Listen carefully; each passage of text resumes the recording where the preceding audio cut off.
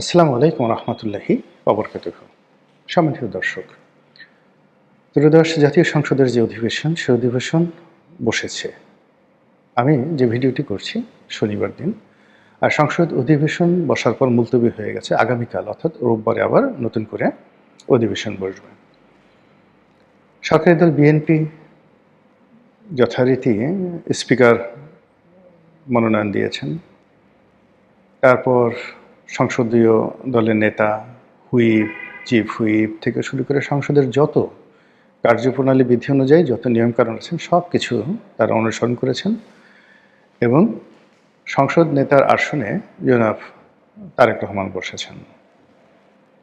এবং যে আসনটিতে গত 15-16 বছর ধরে প্রচণ্ড প্রতাপ নিয়ে শেখ হাসিনা এমনভাবে বসেছেন যে ট্রেজারি বেঞ্চের বাম দিকের একেবারে প্রথম সারির বাম দিকের প্রথম চেয়ারটি হয়তো শেখ হাসিনার জন্যই বরাদ্দ।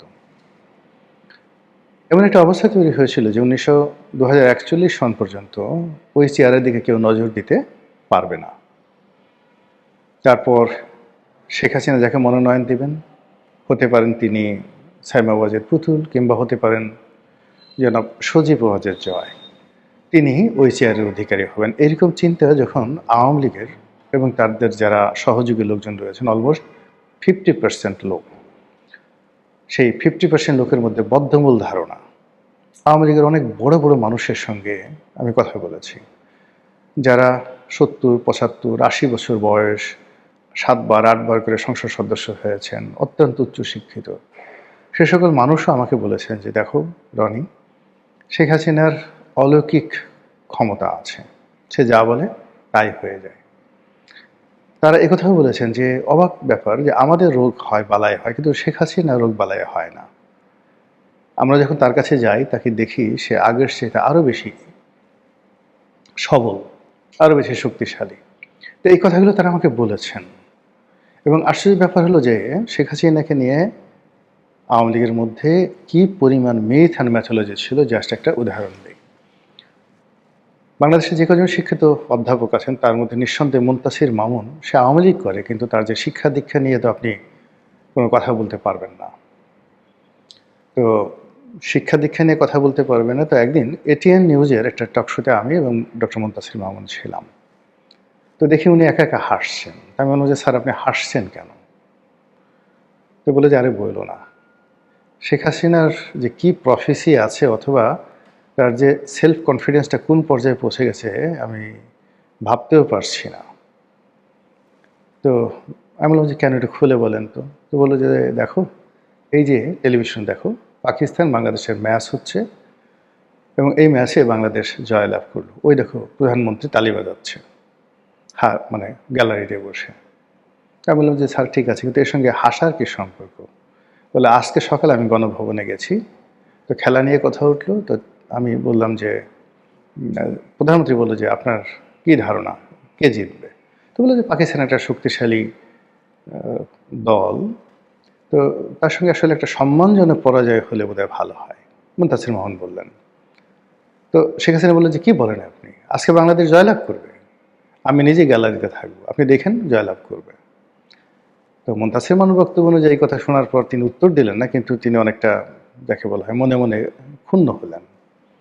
তো টেলিভিশনে যখন টকশোর আগে আগে এই যে ম্যাচ শেষ হলো এবং সেখানে শেখ হাসিনা উপস্থিত এবং বাংলাদেশ জয়লাভ করলো সেদিনের ম্যাচে, তখন তিনি ওইভাবে হাসছিলেন। তো এইরকম ধীরে ধীরে বিভিন্ন ঘটনায় শেখ হাসিনার যে প্রফেসি, সেটা ছড়িয়ে পড়েছিল আওয়ামী লীগের নেতাকর্মীদের মধ্যে।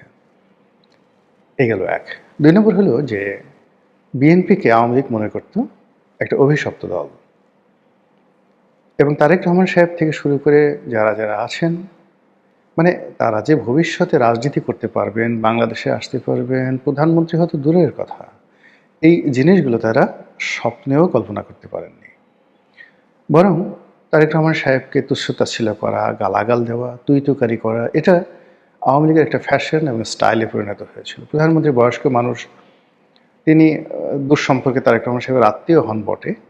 তো সেই অর্থে তিনি একটা কথা হয়তো বললে অনেকের কাছে অস্বাভাবিক মনে হবে না, কিন্তু একেবারে তারেক রহমান সাহেবের সে বয়সে ছোট ছাত্রলীগের যারা ছেলে মেয়ে রয়েছেন তারাও তারেক রহমান সাহেবকে তুই তুকারি করে কথাবার্তা বলতেন।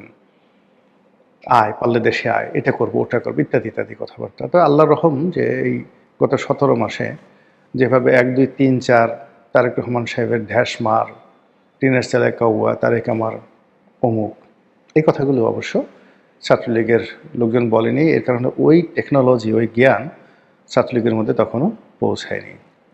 এনিওয়ে, কিন্তু তুচ্ছ-তাচ্ছিল্য করা হতো, ভীষণ রকম তুচ্ছ-তাচ্ছিল্য করা হতো। এবং এটা এমন একটা পর্যায়ে চলে গেছিল, বেগম জিয়াকে নিয়ে অসুস্থ মহিলা, তিনি তখন জেলখানাতে অসুস্থ, হাতে পায়ে তার বেদনা, এই সময়টাতে তাকে নিয়ে খুবই অশ্লীল কথা বলা হতো। মানে তাকে কি বলবো, তিনি জেলে, স্বয়ং প্রধানমন্ত্রী তিনি একজন সাংবাদিকের সঙ্গে ঠাট্টা করছেন,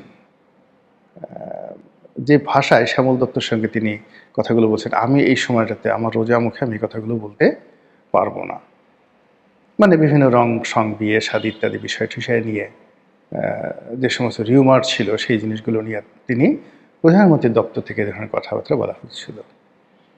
তারপরে জিয়াউর রহমান সাহেব সম্পর্কে বলা হচ্ছিল, তিনি তো মুক্তিযুদ্ধ করেননি, পাকিস্তানের চর ছিলেন, তার বীরুত্তম উপাধি খেতাব ছিনিয়ে নেওয়া উচিত বা হবে, সংসদে এটি নিয়ে ঘন্টার পর ঘন্টা আলোচনা।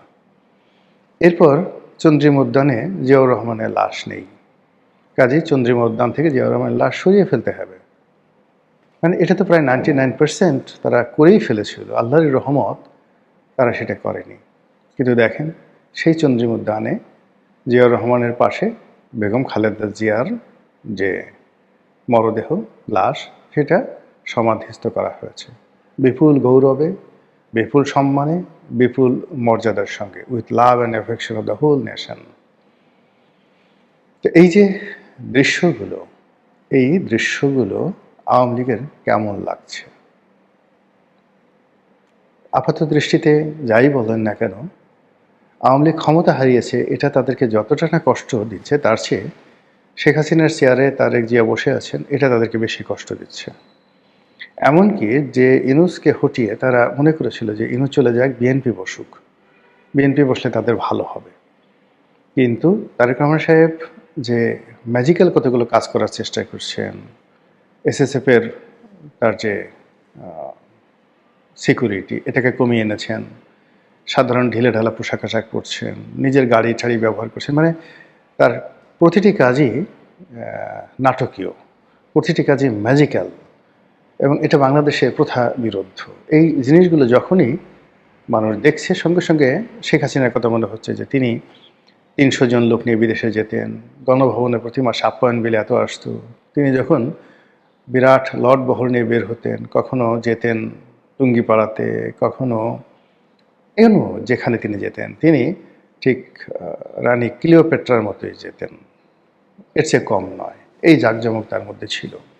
তো সেই অর্থে বাংলাদেশের মেহনতি মানুষের কাছে নৌকার, বঙ্গবন্ধুর যে আবেদন ছিল, গরিব মানুষের কাছে শেখ হাসিনার যে আবেদন ছিল, ঠিক সেই জায়গাটাতে এখন তারেক রহমান সাহেব আঘাত দেওয়ার চেষ্টা করছেন। তিনিও গরিবের বন্ধু হওয়ার চেষ্টা করছেন, তিনিও আলেম ওলামাদের বন্ধু হওয়ার চেষ্টা করছেন। এই দৃশ্য যত আওয়ামী লীগের লোকজন দেখছেন, তাদের চোখ রীতিমতো টাটাচ্ছে, কলিজার মধ্যে ধুক ধুক করছে, পেটের মধ্যে বুদবুদ শুরু হয়েছে, অনিদ্রা এবং খাদ্যে অরুচি, এটা তাদের অনিবার্য হয়ে পড়েছে।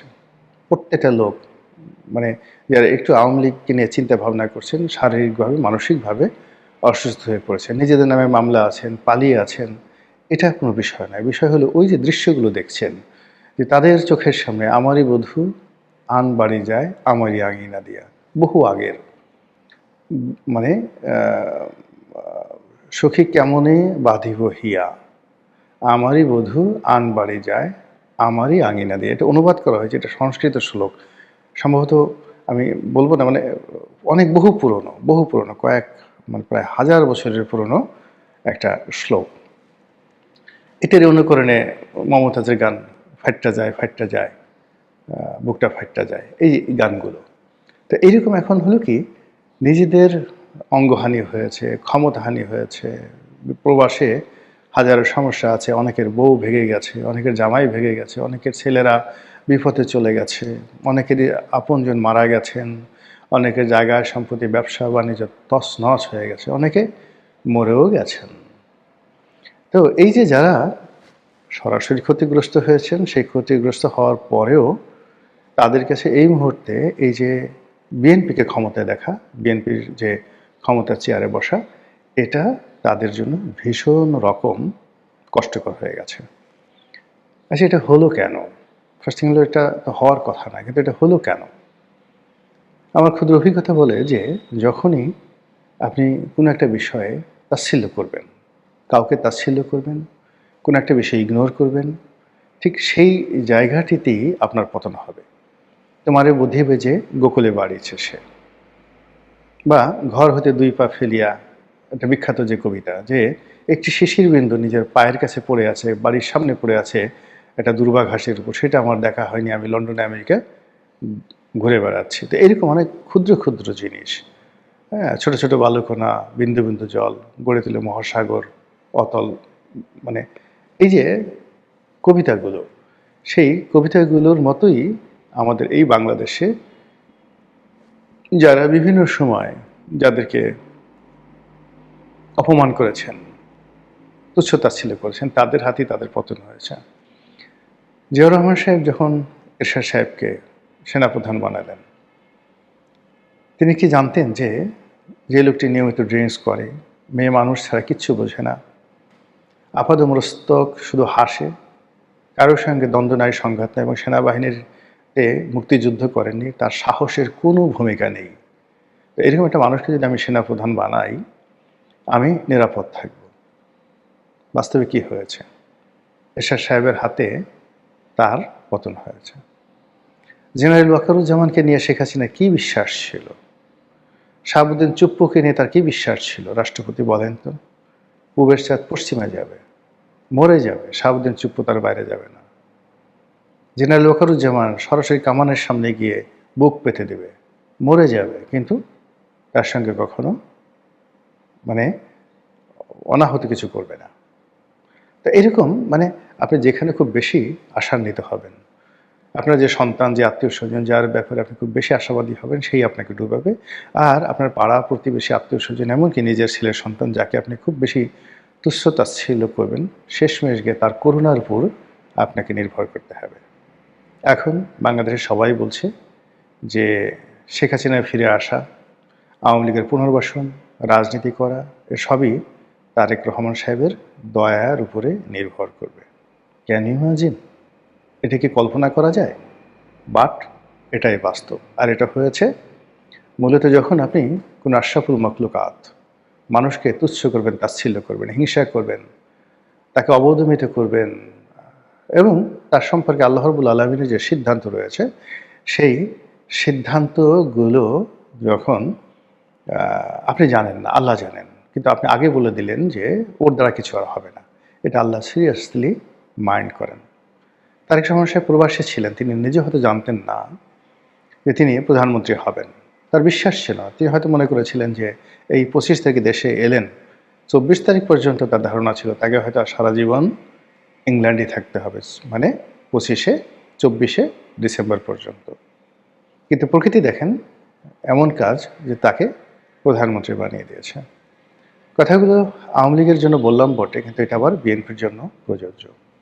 বিএনপি যদি ক্ষমতার দম্ভে অতীতকে ভুলে যায়, এবং তারা ঠিক আওয়ামী লীগ তাদের সঙ্গে যে আচরণ করেছে ঠিক সেম আচরণ তারা করে, এবং আওয়ামী লীগকে নিয়ে তুচ্ছ এবং তাচ্ছিল্য করে, একেবারে নিশ্চিত লিখে রাখতে পারেন তাদের পতন আওয়ামী লীগের চাইতেও আরও খারাপভাবে হবে। কাজেই সময়, এই যে আল্লাহ রাব্বুল আলামিন সূরা আল আসর, এই সূরা আল আসরের সময়ের কসম খেয়েছেন। এত কিছু রয়েছে পৃথিবীতে, কোনো কিছুর কসম বাদ দিয়ে তিনি কেবল সময়ের কসম খেয়েছেন।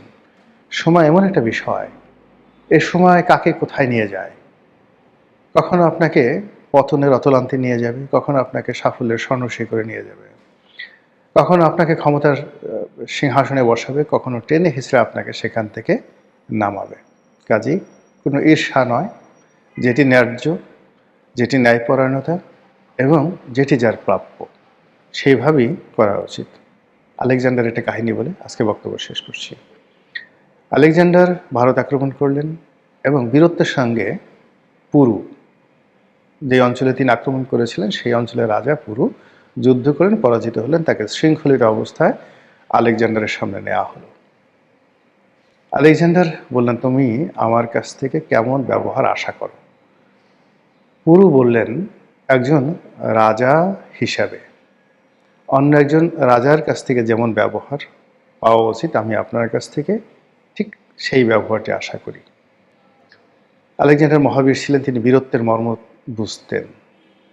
তিনি সঙ্গে সঙ্গে উঠে দাঁড়ালেন, পুরুর যে শৃঙ্খল তিনি খুলে দিলেন, তাকে বসার জন্য চেয়ার দিলেন, তার সঙ্গে সন্ধি করলেন এবং তার রাজ্য ফিরিয়ে দিলেন। এটা বীরত্বের ইতিহাস, এটা বীরত্বের ইতিহাস। আর যদি হায়নাদের ইতিহাস আপনি জানেন, কুড়ে কুড়ে আপনার কলিজাটা খেয়ে ফেলবে। মানুষের মধ্যে যারা আলেকজান্ডার হতে চান, এইভাবেই আপনারা মরে যাবেন, হাজার হাজার বছর পর আপনাদেরকে নিয়ে গল্প হবে। আশা করি আমাদের রাজনৈতিক অঙ্গনে শৃঙ্খলা ফিরে আসুক, সুন্দর একটি পরিবেশ আসুক, সব জায়গা থেকে ইতিবাচক ফলাফল আসুক, ন্যায় বিচার প্রতিষ্ঠিত হোক, সুশাসন প্রতিষ্ঠিত হোক। আসসালামু আলাইকুম রহমতুল্লাহি ওয়া বারাকাতুহু।